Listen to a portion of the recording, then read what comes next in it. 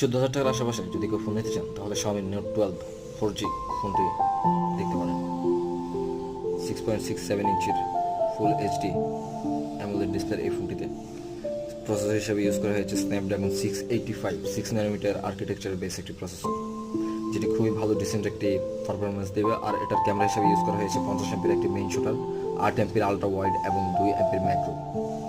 আর এটির front camera হিসেবে আছে 13 এমপির একটি শুটার, যা খুবই ডিসেন্ট ছবি তোলে। আর এটির ব্যাটারি হিসেবে আছে 5000 মিলি অ্যাম্পিয়ারের একটি ব্যাটারি। আর এটার সাথে চার্জার হিসেবে ইউজ করা হয়েছে 3300 ওয়াটের একটি চার্জার, যা খুবই দ্রুত মোবাইলটিকে চার্জ করে নেয়। তো যদি 14,000 টাকার আশেপাশে কেউ যদি ফোন নিতে চান তাহলে এটা নির্দ্বিধায় নিতে পারেন, কারণ এই বাজেটে এই ফোনকে কম্পিট করার মতো কোনো ফোনই নেই মার্কেটে।